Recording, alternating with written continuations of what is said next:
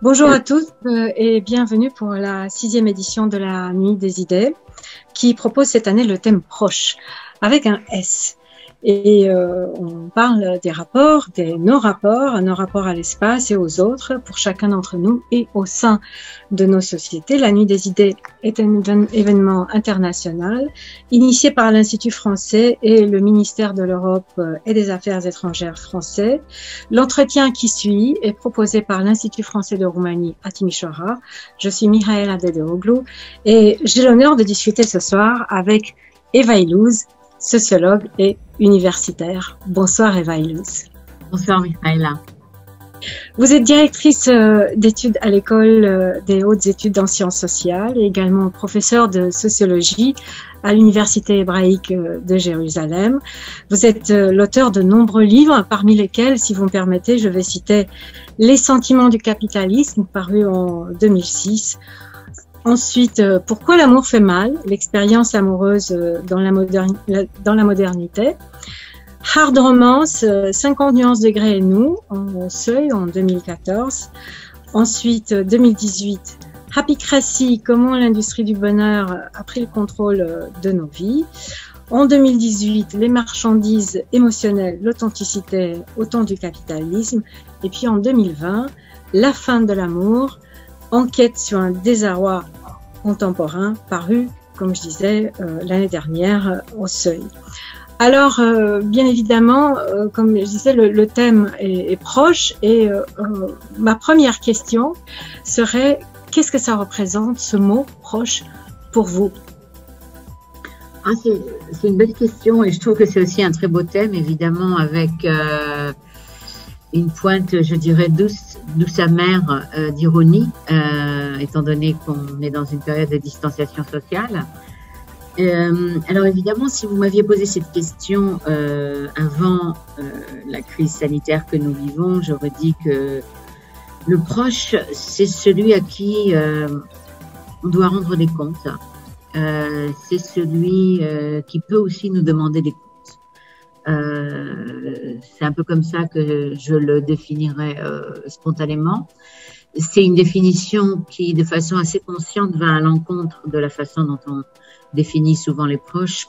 Je pense que dans la modernité, on définit la proximité émotionnelle par la métaphore de la nudité. Pour moi, c'est ceux à qui je dois quelque chose. Et en général, aujourd'hui, du moins, ça a une signification émotionnelle.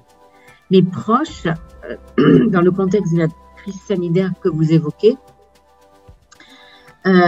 c'est aussi celui maintenant qui est désormais le proche de moi spatialement. Donc, c'est à la fois celui qui peut-être me pose un danger, puisqu'il est peut-être porteur d'un virus qui peut éventuellement me tuer. Et c'est celui aussi dont je suis responsable, puisque je peux moi le tuer en étant porteuse moi-même de ce virus. Donc je dirais que on n'a jamais autant, si vous voulez, vécu le mélange des deux significations du mot proche. À la fois, le proche, c'est à la fois celui qui m'est proche émotionnellement, à qui je dois des choses en vertu de notre histoire commune, en vertu de ce qu'on s'est donné. Et le proche, c'est aussi celui à qui je dois quelque chose, simplement en vertu de sa proximité spatiale. Évidemment, c'est une réponse que je ne vous aurais jamais donnée il y a un an. Alors, bien évidemment, nous sommes restés assez loin de nos proches pendant la dernière année, et certains pays ont recours depuis peu ou se dirigent vers à nouveau vers un confinement. Comment cette distance avec nos proches, comment cet éloignement, comment cette proximité dans l'éloignement a changé éventuellement nos sociétés la dernière année? Est-ce que vous avez remarqué des grands changements dans notre manière de vivre en société? Écoutez, il y a des changements spectaculaires, je dirais. Les loisirs qui finalement font partie intégrale de nos vies. Les loisirs ont été quasiment effacés. Les voyages aussi. En fait, je dirais que tout ce qui est en dehors du travail a été quasiment effacé. Que ce soit ce qu'on appelle la culture, les loisirs et les voyages. Curieusement, tout ce qui caractérise précisément le développement de l'économie mondiale après la Deuxième Guerre mondiale, ce sont les secteurs qui se sont le plus développés finalement, qui ont été aussi le plus touchés. Je dirais que les individus ont dû prendre en charge, ont dû prendre le relais d'institutions qui ne pouvaient plus fonctionner. Alors c'est un peu moins vrai pendant le deuxième ou le troisième confinement, mais ça l'a certainement été pendant le premier, par exemple les écoles. Mais ça dépend des pays, puisque en Israël, par exemple, les écoles ont très peu fonctionné pendant cette dernière année. Donc les individus ont dû prendre le relais d'institutions qui normalement sont là pour structurer de l'extérieur en quelque sorte la famille. Les inégalités sociales se sont creusées de façon exceptionnelle. Je pense que il y a peu d'occasions dans l'histoire où des inégalités sociales peuvent se creuser en un temps aussi court, puisqu'on sait que les sociétés, les compagnies qui ont survécu très bien la crise, comme par exemple Amazon ou les supermarchés d'alimentation, etc., se sont incroyablement enrichis, alors que des petits commerces définis comme non essentiels, eux se sont considérablement appauvris, si ce n'est tombés dans la faillite. Donc il y a eu un accroissement des inégalités très très fort. Et puis peut-être, je mentionnerai aussi que la différence entre le style de vie des gens en couple et le style de vie des gens célibataires est devenue plus marquée. Cette différence s'est peut-être marquée et accentuée parce que ce qui n'a pas été possible, ou ce qui est beaucoup moins possible depuis un an, c'est la rencontre inattendue. C'est le fait de rencontrer des gens dans des soirées. C'est ce sentiment du possible, de l'inattendu qui s'est amoindri et qui donc du coup, je pense, a plus touché peut-être les célibataires que les gens en couple. Et puis, je mentionnerai peut-être, dernier élément, lui aussi évident dont on a beaucoup parlé, mais le télétravail. Le télétravail qui, à mon avis, et je le regrette beaucoup, va rester avec nous. Et ça a permis à des entreprises d'abord de comprendre qu'elles pouvaient faire l'économie de location de locaux. Et ensuite, beaucoup d'entreprises, à mon avis, vont licencier des gens puisqu'elles ont compris qu'elles pouvaient travailler avec moins de gens. Mais ça veut dire aussi qu'on a créé un processus où l'espace va devenir de plus en plus, l'espace concret, je veux dire, va devenir optionnel. Ça va devenir une option dans le menu de la vie sociale.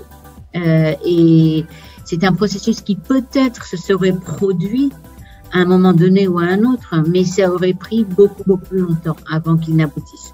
Or là, en fait, en un an, on a compacté des processus économiques et sociaux et culturels de façon très rapide et très concentrée.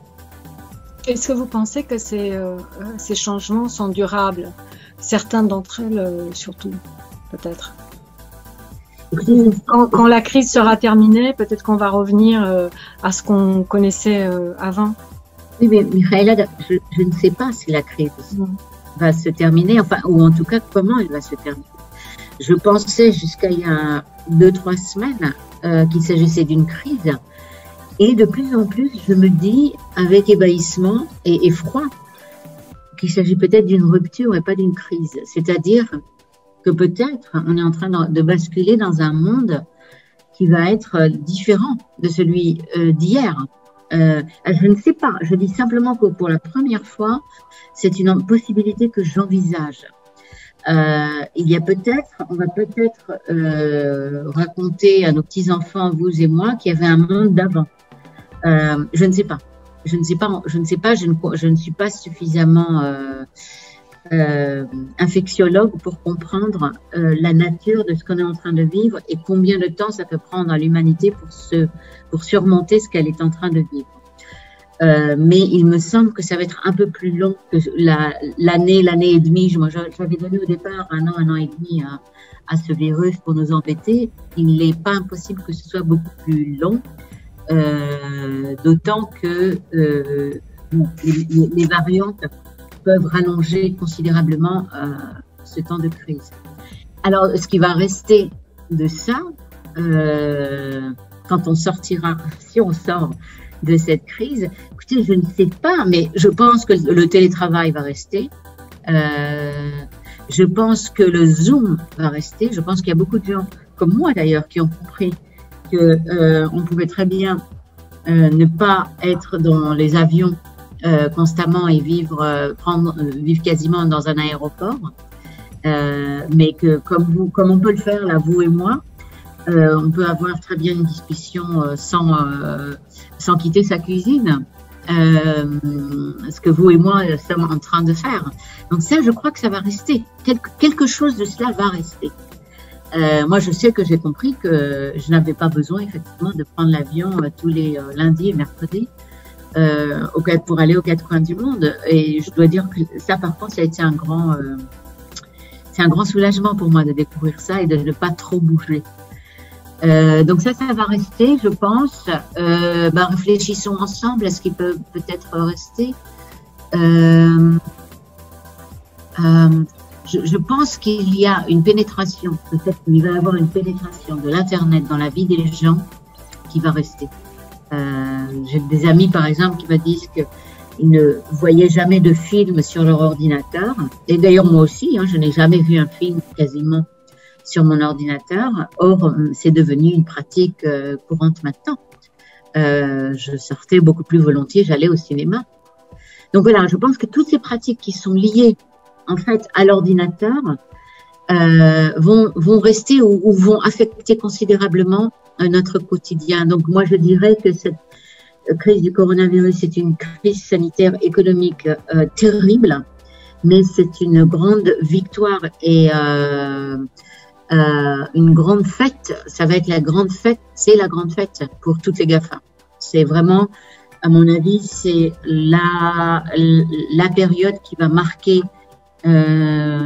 l'implantation définitive et le pouvoir définitif des GAFA sur nos vies. C'est pour ça qu'il devient extrêmement urgent politiquement d'agir pour leur donner un peu moins de pouvoir. Vous avez parlé tout à l'heure des changements qui existent au niveau des couples, des personnes célibataires. On m'a suggéré de vous poser la question, qu'est-ce que vous en pensez, par exemple, sur les rencontres amoureuses? Parce que vous parlez d'Internet et de comment les gens aujourd'hui se rencontrent sur Internet. Est-ce que dans ce domaine de la rencontre amoureuse, vous pensez que les choses ont changé? Je parle de la rencontre amoureuse via les réseaux sociaux. Je vais vous poser une question très importante, mais je ne sais pas si je sais très bien, parce que je n'ai pas interviewé des gens. Alors, je sais, pour avoir lu des articles, que par exemple, il y avait une augmentation du cybersex, du sexe des relations sexuelles qu'on faisait à travers un écran. Je sais aussi que les gens pratiquent beaucoup les video chats pour se rencontrer, en fait, parce qu'ils ont peur de la rencontre physique. Mais cette situation met quand même en jeu deux choses, me semble-t-il. Et c'est là le sens de votre question. La première chose, c'est le risque, puisque rencontrer quelqu'un qu'on ne connaît pas, et c'est en général le but de ces sites de rencontre, c'est quand même de rencontrer quelqu'un qu'on ne connaît pas. Donc, rencontrer quelqu'un qu'on ne connaît pas, ça présuppose de prendre un risque, un risque puisqu'on ne sait pas, on ne sait pas grand-chose des habitudes, en tout cas sanitaires, de cette personne. Le rapport que les individus entretiennent à un risque n'est pas une chose qui a été très bien étudiée. Alors, c'est peut-être équivalent à une autre période où il y avait un autre virus qui a secoué nos sociétés, c'est le sida.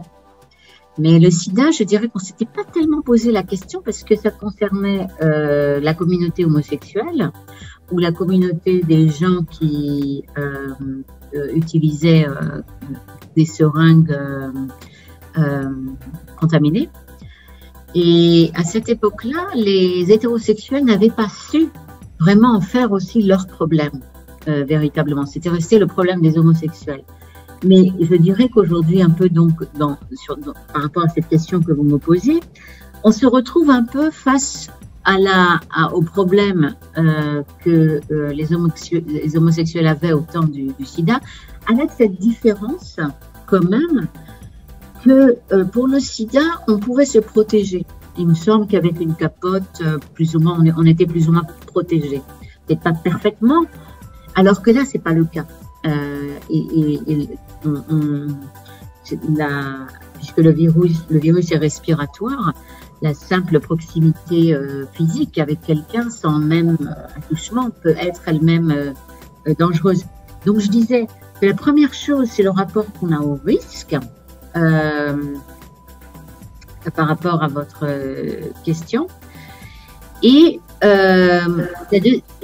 la deuxième chose, c'est la confiance. La confiance ou ce qu'on est en droit de demander de quelqu'un d'autre. Qui a un rapport au risque sanitaire différent du nôtre.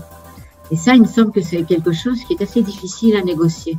C'est-à-dire que c'est quelque chose qui risque de compliquer, encore une fois, les rapports, les entrées en rapport, puisque je peux avoir, moi, par exemple, je peux être obsessionnelle, par exemple, avoir un rapport obsessionnel à mon hygiène sanitaire, mais je ne peux pas demander ça à quelqu'un d'autre.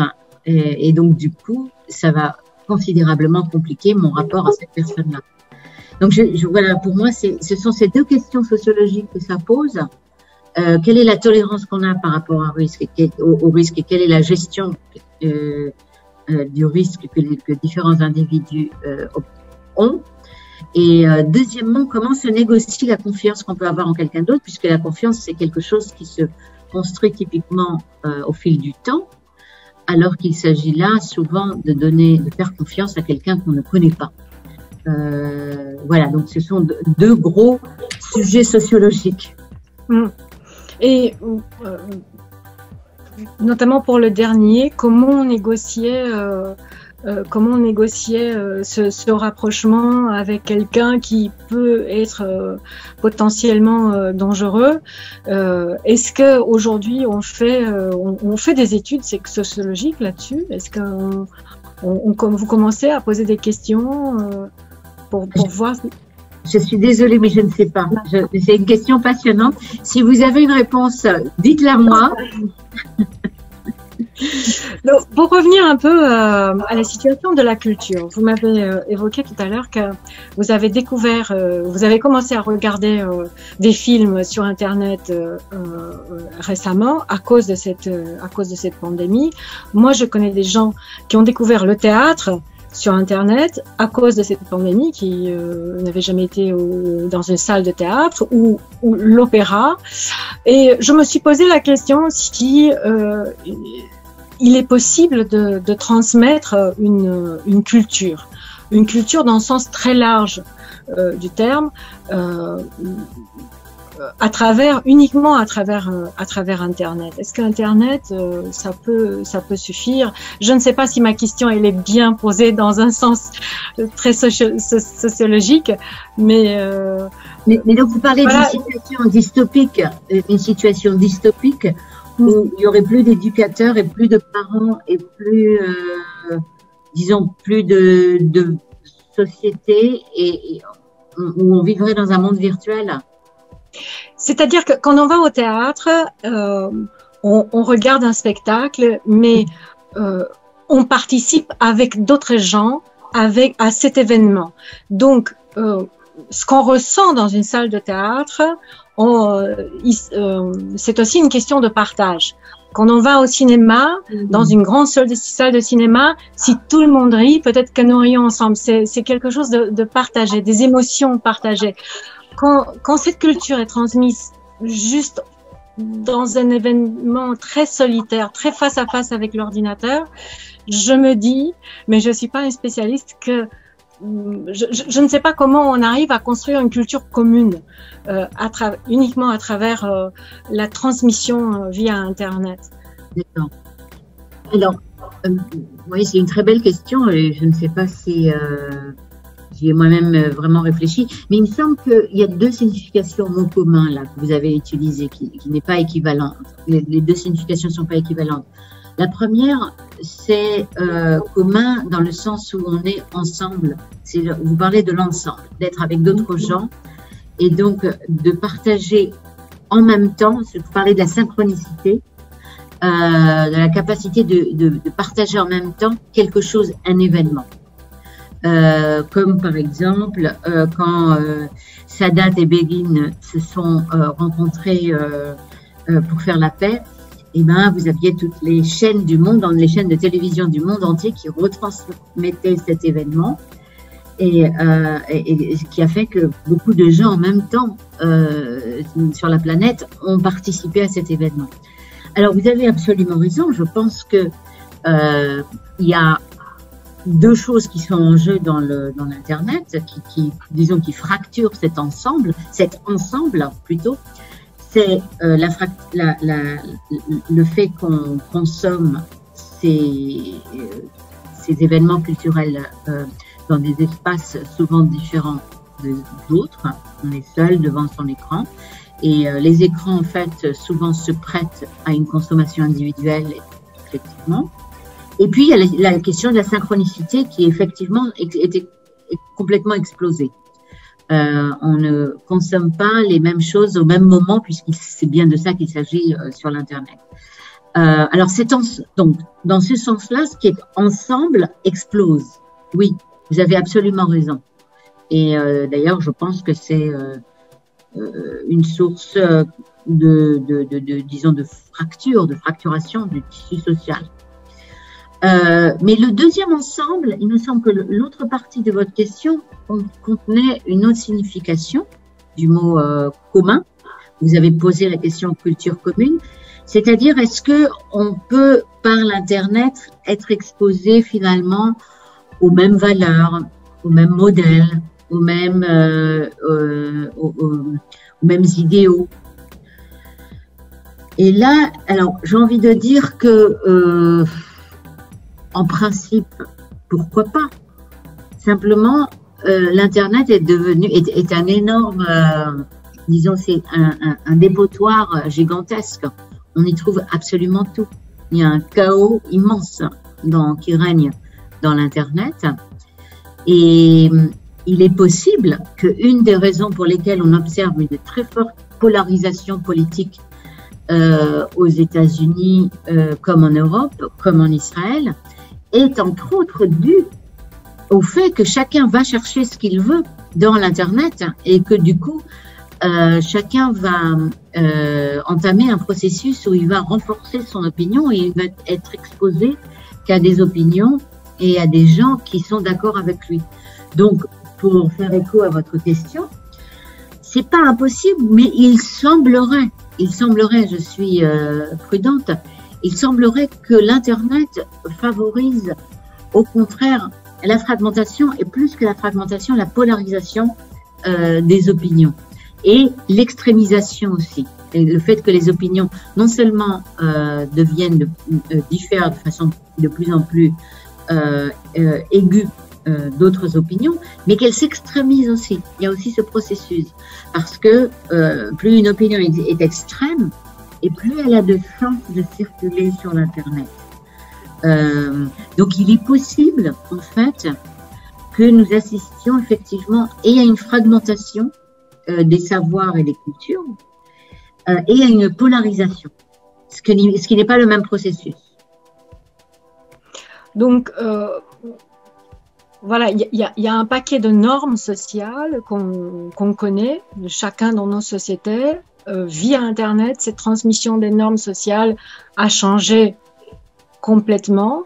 Moi, je pensais surtout que ce qu'on vit, la manière dont on se comporte dans une société occidentale n'est peut-être pas pareil. Enfin, ce paquet de normes sociales est, je sais pas, d'une façon compris d'une façon en Allemagne, en France, et d'une autre façon en Amérique du Sud, et d'une autre façon à l'Extrême-Orient. Enfin, il y a quand même un mélange de cultures, et sur Internet, en fait, tout est mélangé. C'est difficile. On se dirige peut-être vers une culture très globalisée. Oui, bien sûr, vous avez raison, mais ça n'a pas commencé avec l'Internet. McDonald's, d'ailleurs, McDonald's a, je dirais, été le signe précurseur, ou même pas précurseur, peut-être le symbole de ce processus.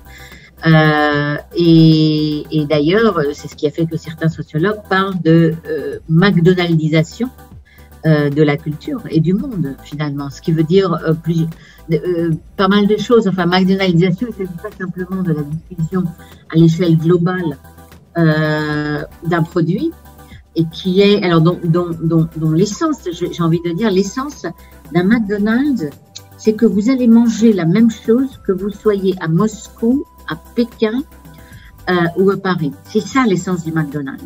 C'est qu'il y a on a les mêmes machines, on a un temps très particulier pour cuisiner les pommes de terre.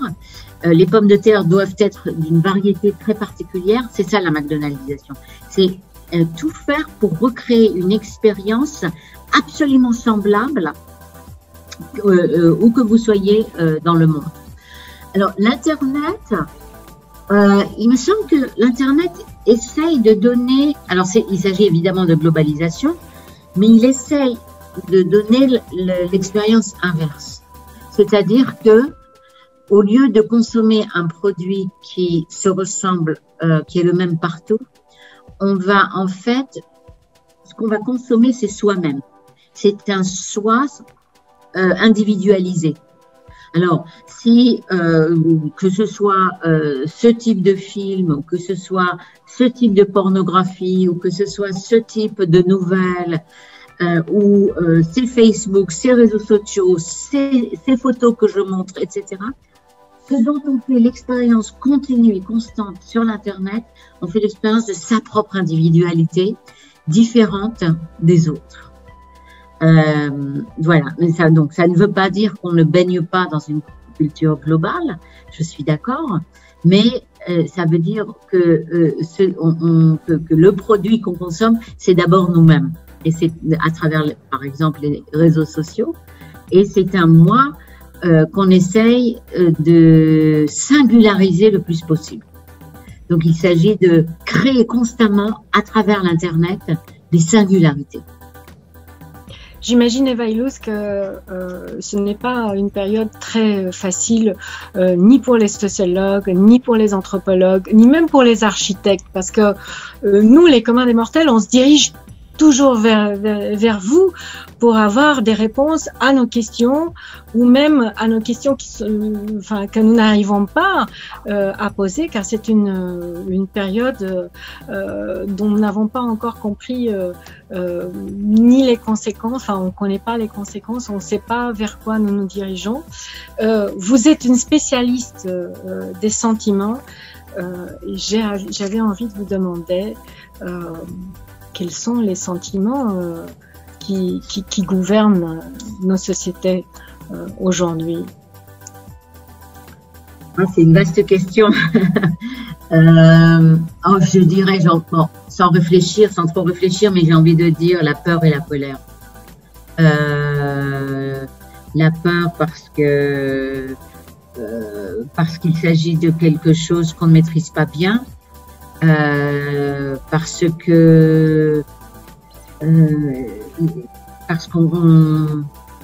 qu'un virus est invisible, parce qu'on ne sait pas encore s'en défendre très très bien, et colère parce que on ne sait pas, enfin parce que beaucoup de gens ont perdu finalement leur vie.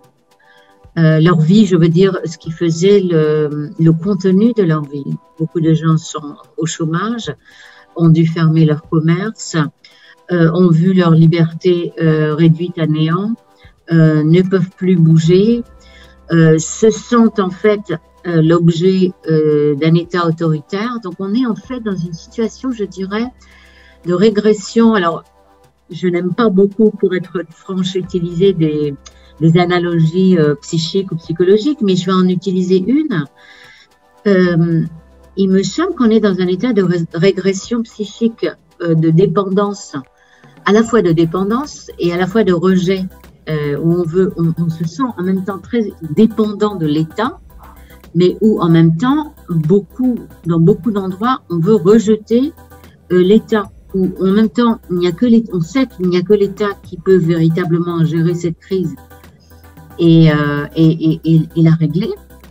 Mais de l'autre côté, on en veut beaucoup à l'État de ne pas avoir fait davantage pour nous aider, pour aller plus vite dans les vaccinations, pour distribuer des masques et que sais-je. Donc on est dans une situation psychique paradoxale, si vous voulez. C'est comme l'enfant qui est terrorisé que ses parents le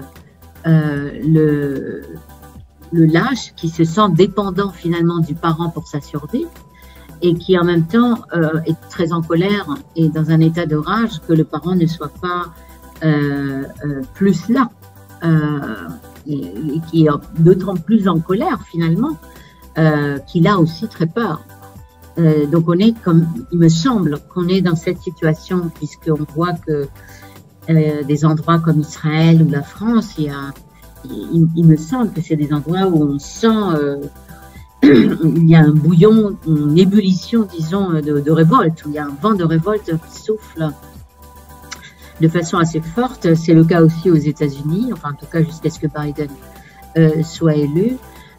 En Allemagne, ça a été le cas. Donc, il y a beaucoup de pays quand même où la colère sociale s'est mélangée à la peur sanitaire. C'est un peu, c'est ça qui m'a frappé, moi, c'est ce mélange paradoxal.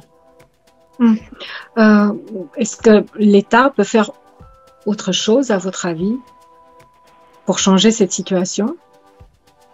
Ah là, je ne sais pas. Vous voulez dire, est-ce que l'État... alors, d'abord, il faudrait savoir où, de quel pays vous parlez. Moi, vous savez, j'aime bien ce que Aaron disait, qu'il fallait se mettre à la place des dirigeants avant d'en parler finalement. Et alors, en ce qui me concerne, disons qu'il y a des erreurs que je peux comprendre et d'autres peut-être qui sont plus difficiles à comprendre. Voilà, par exemple en Israël, pourquoi est-ce qu'on a dû fermer les tribunaux, par exemple, tout le système légal? Pourquoi est-ce qu'on a dû fermer la culture? Pourquoi est-ce que les musées, par exemple, sont supposés être plus dangereux, ou les librairies? Pourquoi est-ce qu'elles sont plus dangereuses que des magasins de vêtements? C'est assez incompréhensible. Je ne sais pas. Je crois qu'il y a eu beaucoup de décisions qui ou bien ont été arbitraires ou bien ont semblé arbitraires. Et personnellement, moi, l'arbitraire quand je comprends pas, quand l'État prend des décisions que moi et d'autres ne comprenons pas, c'est ce qui est plus susceptible de réveiller ma colère. Alors, il faut aussi souligner que l'État a fait beaucoup. L'État se sont considérablement endettés et ont finalement assisté, ont donné une assistance financière qui n'a pas de précédent, me semble-t-il. Et alors, certains auraient voulu que cette aide financière soit plus élevée. Par exemple, aux États-Unis, l'aide de Biden veut donner a été critiquée par certains. On a voulu qu'il donne des chèques, non pas de, me semble-t-il, $1 400, mais de $2 000. Je vous avoue que je ne sais pas exactement ce qui est en jeu. Je ne sais pas en fait à combien s'élèverait la dette si on changeait ça ou ça. Mais moi je dirais que pour moi ce qui certains États n'ont pas fait suffisamment. Israël par exemple a fait beaucoup moins que d'autres pays, même si elle est allée beaucoup plus vite sur le plan de la vaccination. Et ouais, j'ai le sentiment qu'il s'agit d'une crise sans précédent. Il s'agit et alors ce qui a été aussi intéressant, c'est que finalement c'est la première fois qu'on met la raison sanitaire avant toute chose. C'est la première fois qu'il y a des confinements à l'échelle nationale et à l'échelle planétaire. On n'a jamais vu ça. On n'avait pas vu ça pendant la grippe espagnole.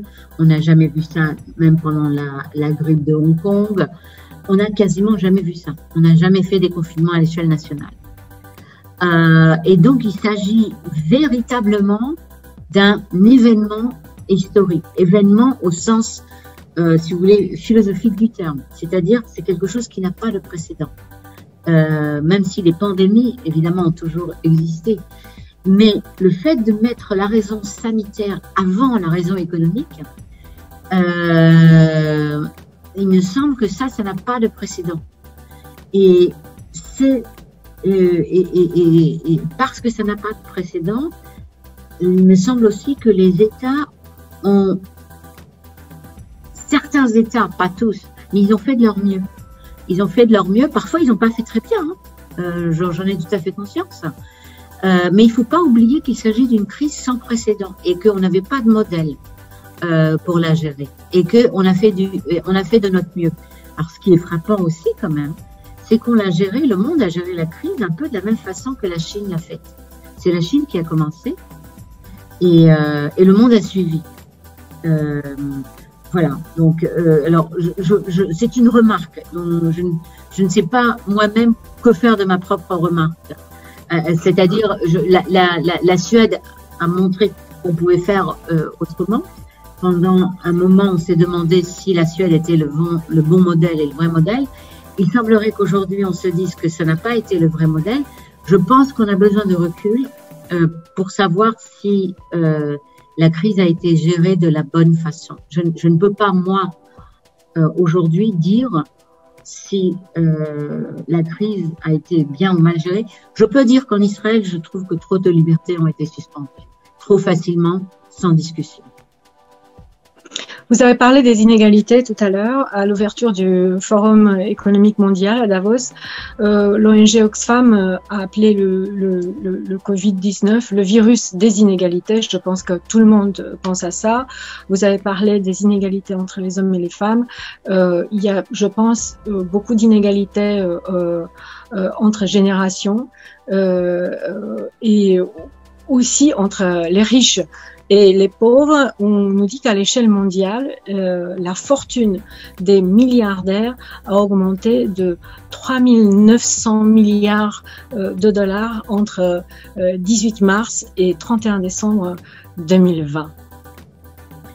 Voilà, je ne sais pas, peut-être on peut rentrer un petit peu plus dans ce monde des inégalités qui va probablement rester un petit moment avec nous. Oui, c'est bien ça que je faisais référence tout à l'heure. Il me semble, ce qui me semble moi inadmissible, c'est qu'on ne demande pas à ces entreprises, à toutes les entreprises, ces énormes entreprises qui se sont considérablement enrichies de la crise. pas malgré la crise, mais en fait qui se sont enrichis de la crise, de cette crise sanitaire. Il me semble inconcevable qu'on leur demande pas de faire des contributions massives pour aider à reconstruire notre société. Voilà, je dirais que ça. Et l'inégalité homme-femme, parce que je pense que c'est un sujet qui vous tient à cœur. Est-ce que les choses se sont aggravées durant cette dernière année? Alors, elles se sont aggravées sans doute dans la mesure où le domestique a joué un rôle prépondérant. Vous savez, c'est un peu comme la crise, la guerre qui en Irak, avec l'Irak dans les années 91, me semble-t-il, 2015, où l'Irak jetait ou menaçait de jeter des missiles sur Israël. Et du coup, c'était une guerre qui avait été menée dans les maisons, parce que les gens se réfugiaient dans leurs maisons ou alors dans des abris, mais c'était finalement une drôle de guerre, parce que c'était pas une guerre où les gens étaient sur un front, sur un champ de bataille, mais restaient cloîtrés dans leur maison. Et je dirais que encore beaucoup plus que ça, cette crise sanitaire a demandé une mobilisation sans précédent de la sphère domestique. Et la sphère domestique, c'est historiquement la sphère qui est la sphère féminine, où c'est la sphère où la femme en fait prend soin de la famille. C'est elle qui va cuisiner, qui va nettoyer, qui va rassurer, qui va prendre soin des enfants, du mari, etc. Donc, dans la mesure où la sphère du domestique est une sphère féminine et dans la mesure où cette crise a été gérée beaucoup à partir de la sphère domestique, je dirais que ça a accentué les inégalités, alors que, il faut bien dire, il y a eu en général, les hommes travaillent un tout petit peu plus. C'est-à-dire que avant la crise sanitaire, il y avait encore un écart assez important entre les hommes et les femmes pour ce qui concerne le travail au sein de la maison, ce qui permet de parler de deuxième jour, de deuxième shift. Hein, on parle du second shift en anglais. C'est-à-dire qu'une femme rentre du travail et elle recommence en fait sa journée de travail à la maison. Et donc avec une différence assez importante avec les hommes.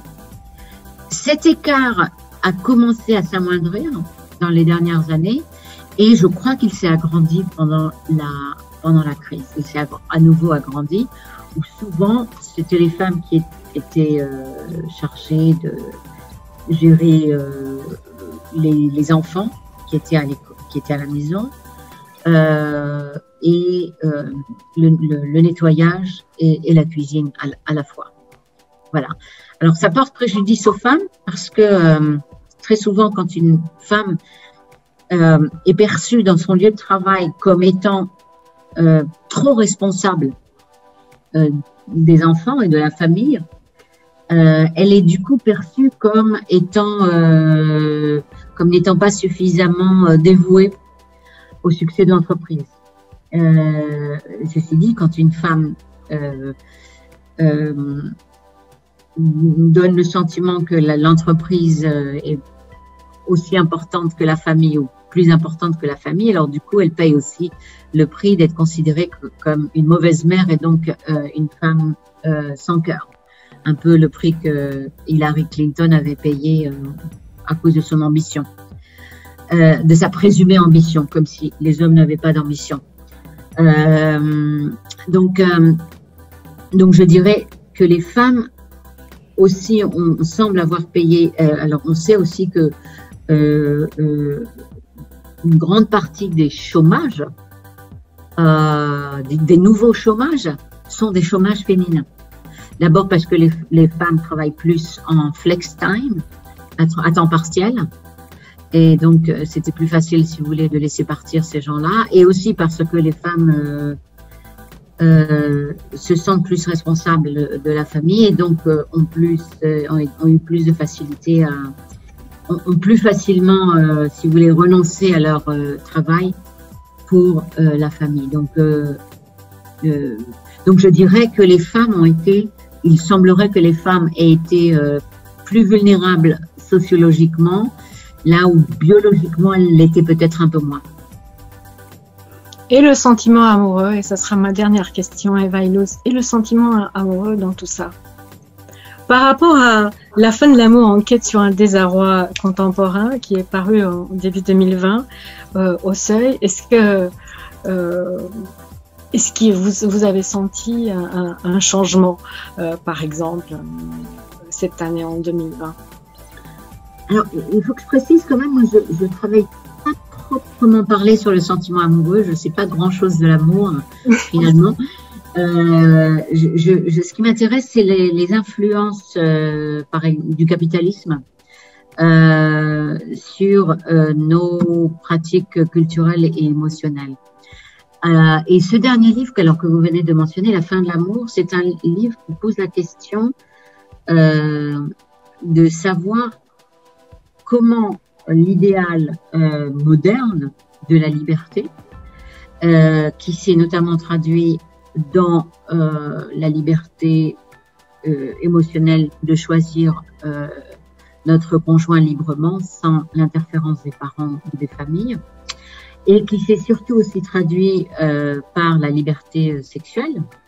Alors, la grande question que je pose, c'est comment est-ce que cette liberté finalement a abouti quand on regarde son cheminement historique 50 ans ou 60 ans plus tard, à quoi elle a abouti. Et je suis forcée de constater que il ne s'agit plus seulement de choisir, mais il s'agit aussi de ne pas choisir. Et ce qui m'intéresse, c'est l'émergence de nouvelles pratiques qui sont des pratiques de relations que j'appelle négatives. Alors, aucun rapport avec positif-négatif, mais négatives dans le sens où il s'agit de relations qui sont minées par l'incertitude. L'incertitude sur le contenu de la relation et l'incertitude de savoir comment se comporter dans une relation. Alors, c'est ça qui m'intéresse. C'est l'émergence de l'incertitude dans une relation sociale qui jusqu'alors était plutôt très contrôlée et plutôt régulée par des règles et par des codes qui étaient connus de tout le monde. Donc, il s'agit d'un changement sociologique assez important et assez intéressant. Alors, je dirais que à cette incertitude dont je parle dans ce livre, qui est une incertitude sur les codes, sur les sentiments, sur le comportement, s'ajoute une nouvelle forme d'incertitude aujourd'hui, qui est l'incertitude sanitaire et dont nous avons parlé un petit peu auparavant. L'incertitude, et alors, pour les sociologues, ça pose la question de savoir aussi quand est-ce qu'on est dans la liberté, quand est-ce qu'on est dans l'incertitude et quand est-ce qu'on est dans l'anomie. Et l'anomie, c'est quand c'est le désordre. C'est le désordre. Alors parce qu'il y a des incertitudes qui sont de l'ordre, si vous voulez, qu'on peut gérer et qui peuvent même être productrices de quelque chose sociologiquement. Hein. Si je suis incertaine, par exemple, sur ma propre valeur, je peux aller voir un psychologue qui va m'aider à gérer cette incertitude. Je peux être incertaine de l'amour de mon mari. Je peux aller, encore une fois, chez un psychologue, acheter un livre, faire des workshops en sexologie pour améliorer ma relation sexuelle avec mon mari, etc. Donc, il y a des incertitudes qui sont sociologiquement productives. Mais il y a des incertitudes qui ne sont plus productives et qui produisent du chaos, en quelque sorte, et du désordre. C'était ça la sociologie de Émile Durkheim. Et donc, ce que j'essaye, il me semble que là, il faut se poser la question de savoir à quel moment on va arriver dans de l'anomique, dans des situations anomiques, et quand est-ce qu'on passe de l'incertitude à l'anomie, et quand est-ce qu'on repart à de la liberté. Donc voilà, il me semble qu'on est véritablement dans une situation sociologique très intéressante où on passe constamment de la liberté à l'incertain, à l'anomique peut-être. Merci beaucoup, Michael. Merci infiniment, Eva Illouz.